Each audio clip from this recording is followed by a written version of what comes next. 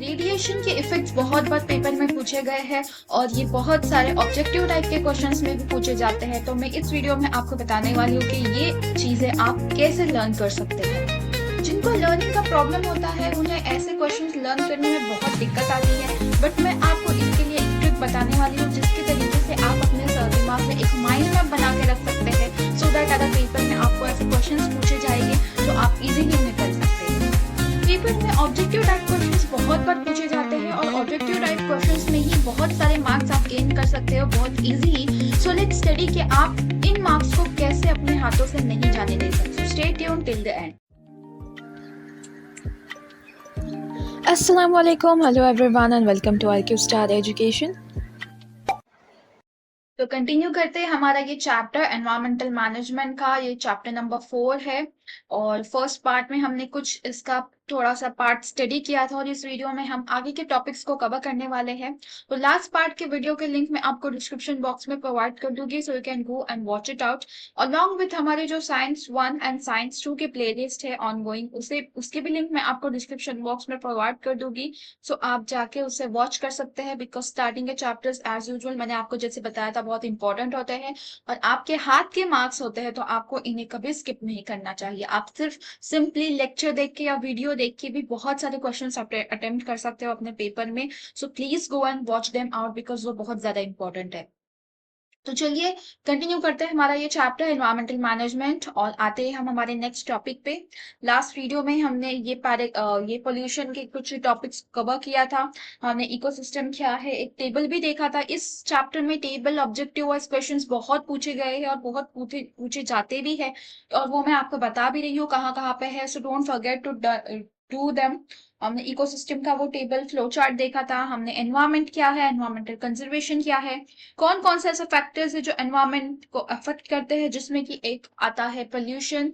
और वो पोल्यूशन की हमने डेफिनेशंस भी अच्छे से की थी। Pollution is the unnecessary and acceptable changes in the surrounding, और उसके थोड़े से टाइप्स को भी हमने स्टडी किया था।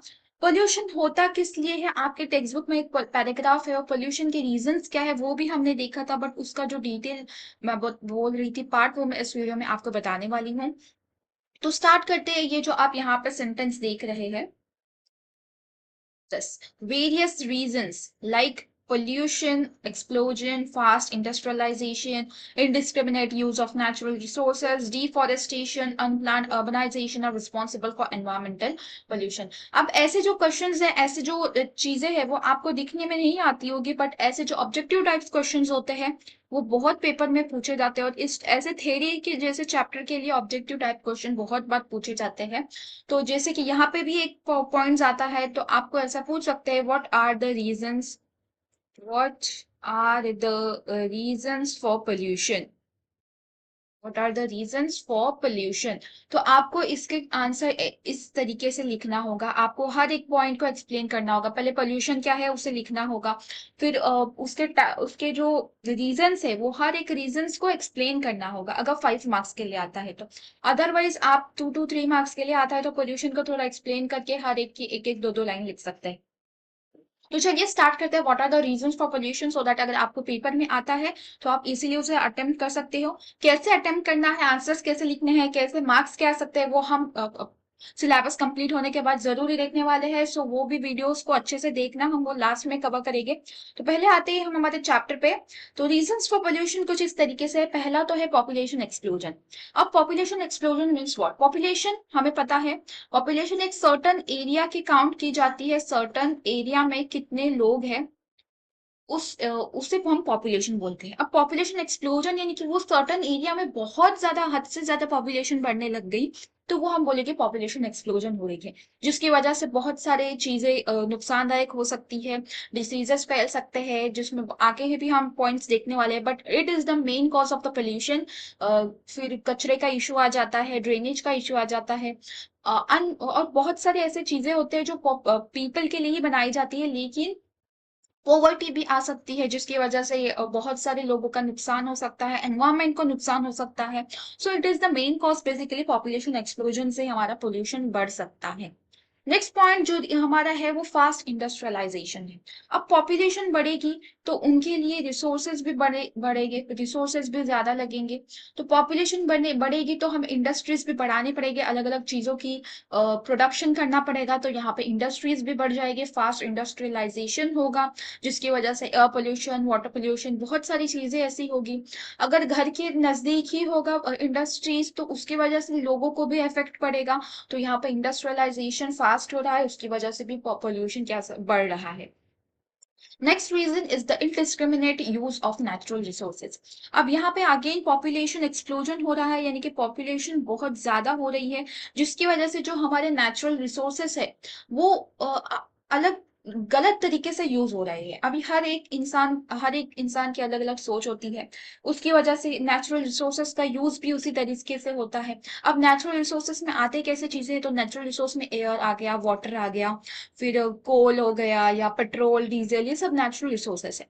पॉपुलेशन बढ़ेगी, हर एक के पास गाड़ियां आएगी, हर एक के पास ज्यादा पानी वो अलग अलग तरीके से यूज करने लगेंगे, लैंड अलग अलग तरीके से पोल्यूशन होगा, एयर का पोल्यूशन होगा, तो डिफॉरेस्टेशन होगा, which is the main cause, वो भी इसमें एक कॉज आता है। तो ऐसे नेचुरल रिसोर्सेज का इनडिस्क्रिमिनेट यूज होता है, जिसकी वजह से पोल्यूशन बहुत बढ़ सकता है।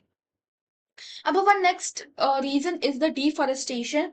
डिफॉरेस्टेशन में बोलो कि ये बहुत बड़ा एक रीजन है पोल्यूशन के लिए। अगर डिफॉरेस्टेशन हो रहा है तो दैट मीन्स पोल्यूशन बहुत ज्यादा हद तक बढ़ने लगेगा।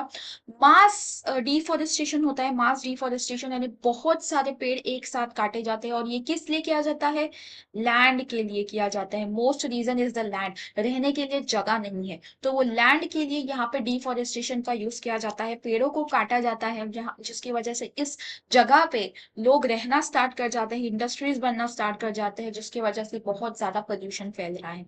अब डिफॉरेस्टेशन हो रहा है, दैट मीन्स यहाँ पे ऑक्सीजन, जो हमारे फॉरेस्ट से जितना ऑक्सीजन आ रहा था वो ऑक्सीजन प्रोड्यूस होना बंद हो जाता है, ग्लोबल वार्मिंग ज्यादा हो जाती है। अब global warming means heat heat ज्यादा बढ़ जाती है, बारिश कम होगी, global warming will increase, then rainfall will decrease, rainfall कम हो जाएगा, जिसकी वजह से पानी का रिसोर्स कम हो जाएगा। तो बेसिकली यहाँ से ही सब चीजें शुरू हो जाती है डिफॉरेस्टेशन से, और कई हद तक चीजें बढ़ जाती है डिफॉरेस्टेशन की वजह से। इसीलिए तो लोग कहते हैं कि प्लांट लगाना चाहिए, प्लांट्स बचाने चाहिए, लेकिन नए प्लांट्स लगाने से पहले आपको जो पुराने वाले प्लांट्स है उन्हें पहले बचाना जरूरी है, इंस्टेड ऑफ नए प्लांट्स लगाना। यस, नए प्लांट्स लगाना इज इम्पोर्टेंट, बट जो पुराने प्लांट्स है उसको सबसे पहले हमें सेव करना होगा, और तो ही हम आगे का फ्यूचर हमारे बचा सकते हैं, इन्वायरमेंट के लिए, इन्वायरमेंट को कंजर्व कर सकते हैं।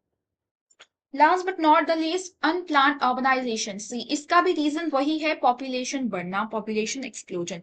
अगर पॉपुलेशन बढ़ेगी और लोग अभी क्या कर रहे हैं, सिटीज में ज्यादा आने लग गए हैं, जहाँ पे सब रिसोर्सेस अवेलेबल है, हॉस्पिटल्स हो गया, मार्केट्स हो गया, एजुकेशन हो गया, लोगों को ऐसी चीजें जरूरी होती है, और वो सिटीज में आना चाहते हैं। और सिटीज में क्या होता है, अनप्लान्ड अर्बनाइजेशन। अब प्लान है तो it's okay, unplanned urbanization means कहीं पे भी घर बना के रह जाना। इसकी वजह से बहुत सारे प्रॉब्लम्स आ सकते हैं, ड्रेनेज का प्रॉब्लम आ सकता है, बारिश हो गई तो पानी भर जाता है, फिर डिसीजेस फैल जाते हैं, फिर वो स्लम्स टाइप बोलते हैं ना, वो स्लम्स बन जाते हैं, बहुत सारी दिक्कतें आती है, जगह नहीं होती, रोड्स ठीक से नहीं बन पाते, एंड ऑल दैट स्टफ, बहुत सारी चीजें ऐसी होती है जो कि अनप्लान्ड अर्बनाइजेशन की वजह से होती है। अनप्लान्ड अर्बनाइजेशन हो गया तो कचरा भी बढ़ जाता है, कचरे के डंपिंग का प्रॉब्लम आता है, ऐसे कई सारी दिक्कत आने लगती है अनप्लान्ड अर्बनाइजेशन में। प्लान है तो वी कैन से दैट ठीक है, इस जगह पे ये होगा, इस जगह पे बिल्डिंग्स होगी, यहाँ पे लोग रहेंगे, यहाँ पे हॉस्पिटल्स होगा, यहाँ पे मार्केट होगा, तो इस तरीके से प्लान चीजें होगी तो उतनी दिक्कत नहीं आ सकती सिटीज में। बट मोस्टली अनप्लान्ड ऑर्गेनाइजेशन में ये सब बहुत सारी प्रॉब्लम्स आती है, स्लम्स वगैरह में वॉशरूम वगैरह की प्रॉब्लम हो जाती है, टॉयलेट्स की प्रॉब्लम हो जाती है। तो इस तरीके से पोल्यूशन बहुत ज्यादा बढ़ते जा रहा है, बहुत हद तक बढ़ गया है आज भी, देखने जाएंगे तो। और पोल्यूशंस का एक और टाइप है जो हमें स्टडी करना है, which is radio active pollution. अब हमने प्रीवियस स्टैंडर्ड्स में बहुत सारी पोल्यूशंस को हमने स्टडी किया था, which was air pollution, water pollution, sound pollution, और भी कई तरीके से हमने लैंड पोल्यूशन भी देखा था, इरोजन, लैंड इरोजन जिसे हम बोलते हैं, और इस तरीके से हमने बहुत सारे पोल्यूशंस को स्टडी किया था। बट इस चैप्टर में आपको 10th क्लास में रेडियो एक्टिव पोल्यूशन के बारे में बहुत आपको यहाँ पे दिया गया है, स्टडी करना है। अब radio active pollution means what? Radio active आपने कभी ना कभी इसका बारे में सुना ही होगा। रेडियो एक्टिव मीन्स ये ऐसे एलिमेंट्स होते हैं, सी हमारे अर्थ पे बहुत अलग अलग तरीके के एलिमेंट्स प्रेजेंट है और वो एलिमेंट्स को हमने स्टडी भी किया है। और अर्थ पे एक तरीके के एलिमेंट है जिसे हम बोलते हैं radio active element. Radio active element.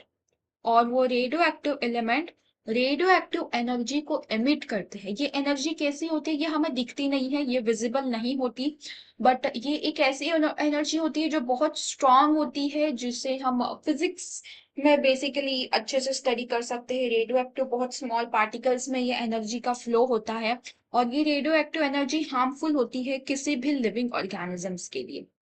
कोई भी लिविंग ऑर्गेनिज्म अगर ये रेडियो एक्टिव एनर्जी के अंदर आ गया तो वो उसका बहुत ही ज्यादा इफेक्ट जो है वो गलत तरीके से उस ऑर्गेनिजम्स पे हो सकता है, और उसका इफेक्ट भी हम इसी वीडियो में आगे कुछ आगे स्टडी करने वाले हैं। और अगर ये रेडियो एक्टिव एलिमेंट का गलत तरीके से यूज किया गया तो उसका पोल्यूशन हो सकता है, and that is nothing but the radio active pollution. अब तो ये रेडियो एक्टिव का यूज क्या है, हम यूज क्यों करते हैं? तो ये यूज किया जाता है बड़े बड़े रिसर्च सेंटर्स में, इनके ऊपर रिसर्च की जाती है। और वो किस तरीके से रिसर्च की जाती है और क्यों रिसर्च की जाती है? तो ऑफ कोर्स सेफ्टी के लिए। सेफ्टी के लिए, डिफेंस के लिए। आपने सुना होगा अभी बीच में जब वॉर का टाइम चल रहा था तो बहुत सारी ऐसी चीजें चल रही थी, किस कंट्री के पास एटॉमिक बॉम्ब्स है, ये है वो है। सो बेसिकली इसी के लिए वो डिफेंस के लिए बनाते हैं और इसके ऊपर रिसर्च की जाती है अलग अलग चीजों से। तो ये सब इंडस्ट्रीज उसी के लिए बने जाते हैं जिसकी वजह से पोल्यूशन हो जाता है, रेडियो एक्टिव पोल्यूशन।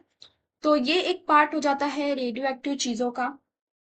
अब रेडियो एक्टिव पोल्यूशन के कॉजेस दो तरीके के हैं, वो कुछ दो तरीके से होते हैं। पहले तो वो नेचुरल फिनोमेनॉन की वजह से भी रेडियो एक्टिव पोल्यूशन हो सकता है, और मैन मेड फिनोमेनॉन की वजह से भी रेडियो एक्टिव पोल्यूशन होता है। वो कैसे आप देखते हैं? अब रेडियो एक्टिव पोल्यूशन सिर्फ ह्यूमन की वजह से नहीं, वो नेचुरल चीजों की वजह से भी हो सकता है। जैसे कि सन में जो यूवी रेज आती है उसकी वजह से भी रेडियो एक्टिव पोल्यूशन होता है। उसमें भी रेडियो एक्टिव रेज होती है, यूवी रेज जिसे हम बोलते हैं, जिसकी वजह से स्किन कैंसर हो सकता है। लेकिन ये यूवी रेज से हमें बचाता है, जो हमारा जो लेयर है, ओजोन लेयर है, वो हमें इस इन यूवी रेज से बचाता है, हार्मफुल यूवी रेज से। बट अभी पोल्यूशन की वजह से ये ओजोन लेयर भी डिप्लीट होने लगी है, और वो अगर ये डिप्लीट हो गई तो बहुत सारे लोगों को स्किन कैंसर की प्रॉब्लम हो सकती है, इसीलिए हमें पोल्यूशन कम करना होगा। तो उसके भी हम चीजें आगे देखने वाले हैं, कैसे हम पोल्यूशन कम कर सकते हैं, एक खुद के लेवल पे, एक पर्सनल लेवल पे, इंडिविजुअल लेवल पे। बट पहले हम यहाँ पे आ जाते हैं। तो सन यूवी रेज देता है या फिर अलग चीज देखते हैं तो आई आर रेज यानी कि इंफ्रारेड रेज। फिर इसमें विजिबल लाइट होती है। विजिबल लाइट मीन्स जो हम आंखों से देख सकते हैं, विब ग्योर जो हमने देखा था, वो विब ग्योर आगे भी हम उसे स्टडी करने वाले। तो विब ग्योर ये विजिबल लाइट में आती है, उसकी इंटेंसिटी भी होती है कुछ 300 नैनोमीटर तक। तो ये सब विजिबल लाइट वगैरह के आ जाते हैं। देन मैन मेड जो रेडियो एक्टिव पोल्यूशन हो सकता है, वो ऑफ कोर्स यहाँ पे हमने पीछे भी डिस्कस किया था, which was atomic energy power plant. Atomic energy power plant यानी कि वहां पे वही रिसर्च वगैरह और बहुत बड़े पैमाने पे होता है। बट ये जो पावर प्लांट जहाँ पे होते हैं, यहाँ पे आपको मैंने फोटो बताया था, ये पावर प्लांट होते हैं। वो पावर प्लांट ऐसे जगह पे किए जाते हैं जो लोगों से बहुत दूर होते हैं, जहाँ पे लोग नहीं रहते, ऐसे सुनसान एरिया में किया जाता है। बिकॉज उसके जो रेडियो एक्टिव रेज है वो लोगों तक नहीं पहुंचना चाहिए और लिविंग ऑर्गेनिजम्स तक नहीं पहुंचना चाहिए। It will be very harmful for that. इसीलिए ऐसे रूल ही है कि वो इतने इतने डिस्टेंस के बाद ही किया जा सकता है। तो ऐसे पावर प्लांट हो गए या एक्स रेज हो गए, तो ये सब मैनमेड चीजें हैं जिसकी वजह से रेडियो एक्टिव पोल्यूशन हो सकता है। अब आते हैं हम उसके इफेक्ट पे। रेडियो एक्टिव पोल्यूशन यानी कि रेडिएशंस जो वो एमिट करते हैं, उनकी वजह से क्या चीज हो सकती है? See this is natural thing. यहाँ से कॉस्मिक रेज आती है प्लांट से, जो स्टोन्स वगैरह हो गए जो अर्थ में प्रेजेंट है ऑलरेडी, उनकी यूरेनियम वगैरह हो गया, तो ये सब रेडियो एक्टिव है। यूरेनियम एलिमेंट वगैरह, तो ये रेडियो एक्टिव एलिमेंट्स हो गए। देन जो एटॉमिक पावर प्लांट्स होते हैं जिसमें यही सब चीजें की जाती है, तो वो एटॉमिक पावर प्लांट्स कभी फेल हो गया या टूट गया, लीक हो गया, जिसकी वजह से बहुत रेडियो एक्टिव पोल्यूशन हो सकता है। तो आते हैं हम इफेक्ट्स ऑफ रेडिएशंस पे। इफेक्ट ऑफ रेडिएशंस बहुत पेपर में पूछे जाते हैं और हमें पता भी होनी चाहिए कि रेडिएशंस के इफेक्ट क्या होते हैं। पहले तो कैंसरस अल्सर। अब ये रेडिएशंस में सी हम किस इंटेंसिटी की बात कर रहे हैं। अगर बहुत, लेट्स सी कहीं पे ये लीक हो गया, अचानक से जो पावर प्लांट होते हैं वो लीक हो जाते हैं कभी कभी किसी एक्सीडेंट्स की वजह से, या एटॉमिक बॉम्ब कहाँ पे गिर गया, तो उसकी बहुत ज्यादा इंटेंसिटी अगर होगी, अगर बहुत ज्यादा इंटेंसिटी के अगर ये एटॉमिक बॉम्ब्स वगैरह हो गए, लीक्स हो गए, तो से के तो मिनटों में किसी की डेथ हो सकती है अगर ये एटॉमिक बॉम्ब और लीक्स हो गए तो। अगर नजदीक ही जगह पे कोई ऑर्गेनिज्म प्रेजेंट होगा, ह्यूमन बीइंग प्रेजेंट होगा तो। जो बीच में हिरोशिमा और नागासाकी पे एटॉमिक बॉम्ब ड्रॉप किया गया था यूएस ने, जिसकी वजह से अभी तक उनके जो बच्चे हैं वो उसमें जेनेटिक वेरिएशंस दिखते हैं और वहां पे प्लांट्स भी नहीं उग सकते। इतनी ज्यादा इंटेंसिटी रेडिएशन अफेक्ट करता है लोगों को, लिविंग ऑर्गेनिजम्स पे। वहां के जो लोग थे, वहां के बच्चे थे, वो मिनटों में उनकी डेथ हो गई थी। मैंने कहीं पे तो पढ़ा था कि रेडिएशन से इतनी फास्ट डेथ हो जाती है, अगर ये हाई रेडिएशन वाला रहा तो इतनी फास्ट डेथ हो जाती है कि वो इंसान को, इंसान या कोई भी लिविंग ऑर्गेनिज्म है, उसे पेन तक नहीं होता। पेन तक नहीं होता क्योंकि वो उसके जो नर्व्स है वो पेन माइंड तक लेके भी नहीं जाते। उसके जो नर्व्स है, पेनफुल नर्व्स जो है, पेनफुल जो एक्शन है, वो उसके माइंड तक, उसके दिमाग को प्रोसेस करने का टाइम ही नहीं मिलता, इतने जल्दी वो इंसान की डेथ हो जाती है। वो जल के पूरा मिनट्स में वो राख बन जाता है। तो यहाँ पे ये इंटेंसिटी के अगर रेडिएशंस हो गए तो बोल ही नहीं सकते, इसका तो बहुत ज्यादा ही इफेक्ट हो जाता है। बट अगर बहुत हजारों किलोमीटर दूर पे, दूर तक थोड़ा थोड़ा रेडिएशंस जा रहा है, तो उसके भी इफेक्ट्स देखने मिलते हैं, और वो ये सारे इफेक्ट्स है जो हम पढ़ रहे हैं। पहला तो कैंसरस अल्सर्स, अल्सर्स आने लगेंगे। कैंसरस बेसिकली कैंसर ही हो जाएगा, उसे माउथ कैंसर वगैरह हो जाता है। देन टिश्यूज, कैंसर टिश्यूज जो है वो बॉडी के डिस्ट्रक्ट हो जाते हैं, जल बॉडी जल जाती है बेसिकली। यहाँ पे बॉडी डिस्ट्रक्ट हो जाती है, टिश्यू सेल्स उसमें के डिस्ट्रक्ट हो जाते हैं रेडिएशन की वजह से।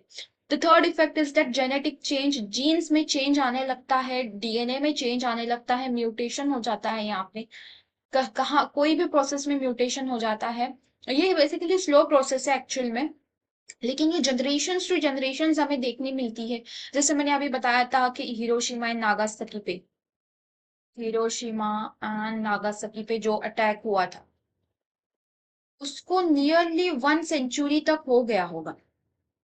नियरली 1 सेंचुरी, नियर 1 सेंचुरी भी नहीं, बट 70 to 80 ईयर्स हो गए, लेकिन अभी भी वहां पे जो लिविंग ऑर्गेनिजम्स के बर्थ होता है, बच्चों का बर्थ होता है, तो उनमें जेनेटिक चेंज देखने मिलता है, जेनेटिक एबनॉर्मलिटीज देखने मिलती है उस बॉम्ब की वजह से जो हुआ था वो। तो इस तरीके से जेनेटिक चेंजेस देखने मिलते हैं, म्यूटेशंस होते हैं डीएनए में, जिसकी वजह से कैंसरस चीजें भी हो सकती है, विजन इफेक्ट हो जाती है। तो ऐसे कुछ रेडिएशंस के हमने इफेक्ट्स देखे थे। ये इफेक्ट्स ऑफ रेडिएशंस पेपर में बहुत बार पूछे गए हैं, तो आपको इसे प्रिपेयर करके जाना है। अगेन यहाँ पे चार्ट के फॉर्म में आपको पूछा जा सकता है, चार्ट के फॉर्म में इसे पूछा जा सकता है 2 to 3 मार्क्स के लिए। ऑब्जेक्टिव टाइप क्वेश्चंस में ये आ सकता है इफेक्ट्स ऑफ रेडिएशंस। तो ये हो गया हमारा पोल्यूशन का। अब आते हैं हम हमारे नीड ऑफ एनवायरमेंटल कंजर्वेशन पे। एनवायरमेंटल के कंजर्वेशन की नीड है क्या, तो आपके टेक्स्ट बुक में ऐसे पैराग्राफ आपको दिखेंगे। तो देखते हैं उसमें क्या लिखा हुआ है। हाइलाइटर को चूज करते हैं, ठीक है। General public is not aware about the rules of environmental conservation. General public को नहीं पता है कैसे कैसे रूल्स होते हैं जिसकी वजह से जो एनवायरमेंट बहुत तरीके से डैमेज हो चुका है, बहुत हद तक डैमेज हो चुका है, एनवायरमेंटल प्रॉब्लम्स होने लगे हैं। और ये तभी रुक सकते हैं जब उसकी स्टडी हम करें जाए, पब्लिक लेवल पे हम उसे बताया जाए लोगों को कि क्या एनवायरमेंटल कंजर्वेशन की चीजें होती है। जिसके पहले तो वैल्यूज आने चाहिए, जैसे कि पॉजिटिव एटीट्यूड्स आना चाहिए towards environment, affection towards environment, environment के टुवर्ड्स अफेक्शन होना चाहिए, नॉलेज होनी चाहिए एनवायरमेंटल की। तो ये सब चीजें इनकलकेट की जानी चाहिए स्टूडेंट्स में, चिल्ड्रंस में। अब स्टूडेंट और चिल्ड्रंस में ही क्यों, तो ऑफकोर्स सभी में होना चाहिए, बट बेसिकली स्टूडेंट्स और चिल्ड्रन में होना चाहिए, बिकॉज ये बोलते हैं ना हम, फ्यूचर जनरेशंस, फ्यूचर जनरेशंस अगर अच्छी होगी तो फ्यूचर भी अच्छा होगा। इसीलिए फ्यूचर जनरेशंस को ये पता होना चाहिए कि एनवायरनमेंट क्या है, पॉजिटिव एटीट्यूड्स होना चाहिए एनवायरमेंटल की तरफ। तो इसीलिए ये सब चीजें आजकल बहुत आपको दिखती होगी कि एनवायरमेंट, बच स्कूल्स में बहुत सारी चीजें, एक्टिविटीज होती होगी एनवायरमेंटल कंजर्वेशन के लिए, तो ये सब होनी चाहिए और अच्छे से होनी चाहिए। Then this will help to make future generations more aware about the environmental conservation and protection. So as to achieve this, it is necessary to increase the awareness through education. और ये education के through ही होगा। So इस chapter का आपको देने का मकसद ही यही है कि environmental को conserve करना है, यहाँ पे environmental को conserve करना है। ठीक है, तो आगे चलते हैं। Today, all the developed, developing and underdeveloped countries, जितने भी कंट्रीज है जो डेवलप हो चुके हैं, डेवलप कर रहे हैं या फिर डेवलप होने वाले हैं, सभी कंट्रीज को पता चल गया है कि एनवायरमेंटल प्रोटेक्शन क्या होता है, एनवायरमेंट में सुधार कैसे आनी चाहिए, और वो उसमें एफर्ट्स भी डाल रहे हैं। बहुत सारे हम आगे लॉज ऐसे पढ़ने वाले हैं अभी जो एनवायरमेंट को बचाते हैं, एनवायरमेंट को कंजर्व करने में हेल्प करते हैं। बट अनफॉर्चुनेटली ये लॉस बहुत सारे लोगों को नहीं पता है। पता होना चाहिए ये लॉस कौन कौन से हैं। तो उसके पहले नीड ऑफ एनवायरमेंटल कंजर्वेशन एक आपके टेक्स्ट बुक में टेबल दिया गया है, ये टेबल बहुत ज्यादा इंपॉर्टेंट है, तो don't forget to do them, because ऐसे ऑब्जेक्टिव टाइप क्वेश्चंस बहुत बार पेपर में आते हैं, तो आपको ये स्किप नहीं करना है। तो पहला तो, to maintain the balance in nature, to solve natural and artificial problem, solve नहीं बोलेंगे बट कुछ हद तक हम कर सकते हैं, इंडिविजुअल लेवल पे कर सकते हैं। जैसे कि कचरा नहीं फेंकना इधर उधर, अपने आजू बाजू का कचरा साफ करना, या पब्लिक ट्रांसपोर्ट का यूज करना, जिसकी वजह से कुछ हद तक एयर पोल्यूशन कम हो सकता है। अब ये एक आदमी करेगा तो नहीं होगा, लेकिन आपके तरह एक एक करके जब बहुत सारे लोग करेंगे तब ये हो सकता है कम। डिफॉरेस्टेशन को रोकना, प्लांट्स लगाना, अपने एक एक प्लांट ही अगर किसी इंसान ने लगा दिया तो समझो 100 लोग हैं, तो 100 प्लांट्स लगा देंगे, तो सोचो कितना अच्छा ये होगा। उसके बारे में भी हम एक स्टोरी हमें आपके टेक्स्ट बुक में दी गई है, तो वो भी हम स्टडी करने वाले हैं इसी वीडियो में। तो दूसरा, next is to protect rare and endangered species. Endangered जो स्पीसीज है, अब एंडेंजर्ड स्पीसीज मीन्स व्हाट, तो ऐसे स्पीसीज, ऐसे ऑर्गेनिजम्स जो खत्म होने की तादाद पे है, उन्हें प्रोटेक्ट करना, जो रेयर हो गए हैं अभी आजकल, तो उन्हें प्रोटेक्ट करना। Then to maintain biodiversity, to maintain biodiversity, then to fulfill the needs of future generations, future generations के लिए जो नीड्स है, नेचुरल रिसोर्सेज है, उन्हें सेव करके रखना। अभी ही वो कम हो गए तो सोचो फ्यूचर में कितने और कम हो गए और खत्म ही हो जाएंगे, तो उनके लिए बचा के रखना। So it's really important to conserve our environment. And last but not the least, to minimize pollution, to minimize pollution, और पोल्यूशन को मिनिमाइज करना for a healthy life basically. तो ये सब चीज है नीड ऑफ एनवायरमेंटल कंजर्वेशन के लिए। अब आते हैं हम हमारे लॉस पे। लॉस के ऊपर भी क्वेश्चंस पूछे गए हैं कई बार। तो ऐसे कौन सा लॉस है जो एनवायरमेंट को कंजर्व करने के लिए है? एक्ट है, एक आता है फॉरेस्ट कंजर्वेशन एक्ट, जो कि 1980 में था। तो जो फॉरेस्ट है उन्हें बचाने के लिए, तो ये आप यहाँ पे पढ़ सकते हैं। परमिशन ऑफ सेंट्रल गवर्नमेंट की तरफ से ये आ गया है, कंपलसरी माइनिंग एक्टिविटीज के ऊपर ये जाता है। जो कि डिसोबे किया गया तो ये 15 डेज के लिए इम्प्रिजनमेंट का ये स्ट्रिक्ट लॉ बनाया गया है 1980 में। Then the next is Environmental Conservation Act 1986. इसका ये है to control pollution and punish the persons harming the environment. जो environment को harm करते हैं उन्हें punish करना, एक permissible limit के आगे अगर कोई एटमॉस्फेयर में pollutants डालता है जिसकी वजह से pollution होती है, एक लिमिट ही दी गई है, उस लिमिट के आगे कोई डालता है। अब ये किससे होता है, तो इंडस्ट्रीज जो बन गए हैं, इंडस्ट्रीज जो बन गए हैं उनके लिए बेसिकली ये है। बहुत सारे इंडस्ट्रीज बहुत ज्यादा हद तक एयर पोल्यूशन करते हैं, तो उन्हें ये लॉ पनिश कर सकता है। सो ये लॉ कुछ इस तरीके से कि 5 years of imprisonment and fine up to 1 lakh। National green tribunal has been established in 2010 for effective implementation of environmental related laws. तो ये कुछ ऐसे लॉज थे, एक्ट्स थे, और भी बहुत सारे हैं यहाँ पे। वाइल्ड लाइफ प्रोटेक्शन एक्ट के लिए, wild life means wild life से ये आपको समझ गया होगा, जो लिविंग ऑर्गेनिजम्स है उनके लिए है ये, एनिमल्स वगैरह जो होते हैं फॉरेस्ट में उनके लिए। क्लॉज 49A है, ट्रेडिंग यहाँ पे बंद की गई है, रेयर एनिमल्स की कंप्लीटली बैन की गई है। क्लॉज 49B जो है वो किसी भी आर्टिकल जो प्रिपेयर किया जाता है स्किन और ऑर्गन से, जैसे कि लेदर वगैरह हो जाता है, बहुत सारे स्किन से बना हुआ हो जाते हैं, तो वो कंप्लीटली बैन किया गया है। 49C आर्ट क्लॉज ये बोलता है कि disclosure of the stock of artifacts made from the rare wild animals is compulsory. तो ये सब ऐसे आर्टिकल्स है, लॉज है, एक्ट्स है। और भी है यहाँ पे sound pollution control and prevention biomedical waste rule which was in 1998 में डेवलप किया गया था। ई वेस्ट मैनेजमेंट रूल जो कि 2011 में डेवलप किया गया था। इसके ऊपर भी क्वेश्चंस पूछे गए हैं, इसलिए मैं आपको बता रही हूँ कि जिससे आपको करना है थोड़ा सा, तभी आप एक बार रीड कर लोगे तो ये आपको समझ में आ जाएगा और आप खुद से भी लिख सकते हो। सो ये कुछ इस तरीके से एक्ट्स एंड लॉज थे।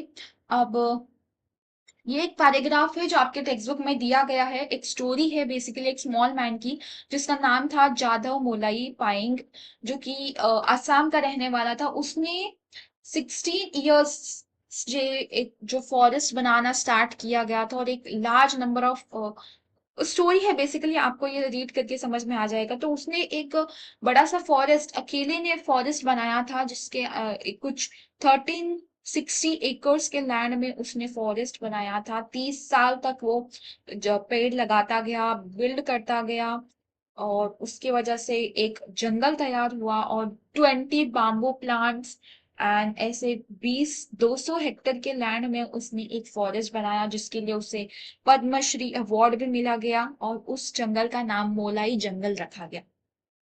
सो यही बात है, but that A single person if determined can establish a new forest। आपके टेक्स्ट बुक में ये बहुत अच्छी स्टोरी है, बहुत रीड करना जरूरी है। ऐसे ही हर एक लोग अगर एक एक प्लांट भी लगा दे, तो सोचो अगर 100 फैमिलीज ने एक एक प्लांट लगा दी, तो ऐसे 100 प्लांट्स हमें देखने मिलेंगे, न्यू प्लांट्स। इससे इसने पूरा फॉरेस्ट ही बना लिया, तो हम 2 से 3 प्लांट्स तो लगा ही सकते हैं।